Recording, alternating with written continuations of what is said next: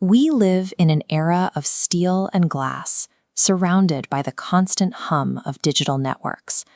But when we watch the landscape reverse through medieval castles and crumbling ruins, those modern structures vanish, revealing a vast, untouched wilderness. If we view the human timeline as a 24-hour day, every pyramid, empire, and recorded war occurs in the final 60 seconds before midnight. The other 23 hours and 59 minutes belong to prehistory, the immense era before the invention of written records. To find the starting point of this story, we look back 6 to 7 million years to the rugged landscape of the African savanna.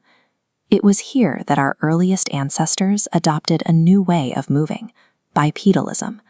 By standing upright on two legs, they gained a significant advantage in a world of predators. But the most significant consequence was that it left their hands empty. Standing upright initiated a shift in how we interacted with the physical world. By removing the hands from the burden of movement, our ancestors gained the freedom to manipulate objects with precision. This biological shift provided the foundation for a trajectory of survival, leading from the first stone spear to the construction of the modern world.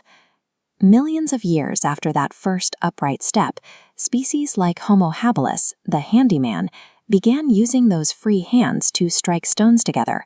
They crafted the sharp edges needed to butcher meat and crack bones for marrow, gaining access to nutrients that were previously out of reach. Around 2 million years ago, Homo erectus took this further by harnessing fire. Fire provided warmth and protection, but its most critical function was in the gut. Cooking meat made calories far more accessible, providing the dense energy source required to sustain the energy demands of our growing brains. This energy would be essential as the climate shifted into the Pleistocene Ice Age. With glaciers miles thick covering the continents, anatomically modern Homo sapiens emerged in Africa around 300,000 years ago. We were not the only humans on this frozen landscape. In Europe and Asia, we shared the planet with Neanderthals, highly intelligent predators who engineered complex tools and cared for their sick and elderly. Ultimately, Homo sapiens became the last human species standing. We survived because of an unmatched capacity for high-level cooperation and communication, allowing us to share information and adapt to the shifting environment faster than any other species. The pressure of this era pushed the human mind toward abstract creativity. Deep inside caves like Altamira and Lascaux, early humans painted vivid depictions of the animals they hunted, often working in absolute darkness by torchlight. The presence of these paintings, along with bone flutes and burial goods, suggests that early humans had developed an inner depth. They were processing their world through melody and mourning, marking a point where human life became defined by culture and abstract thought. Around 12,000 years ago, the Ice Age ended. As the world warmed and sea levels rose, the global environment transformed, and humanity responded with a move toward control. At a site in modern Turkey called Göbekli Tepe, hunter-gatherers constructed a massive, complex stone temple. Remarkably, they built this monumental site before they had ever planted a single crop. This discovery suggests that the desire to gather for spiritual reasons actually forced the transition to farming.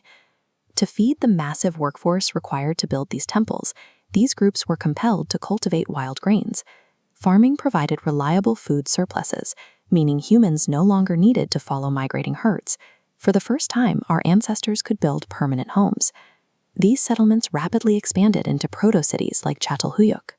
In this dense urban environment, thousands of people lived in connected houses, using the roofs as their primary streets.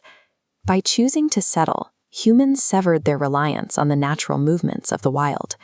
This logistical shift accelerated the path toward the complex, interconnected societies we live in today. The reliance on stone began to fade as humans learned to extract and shape metal.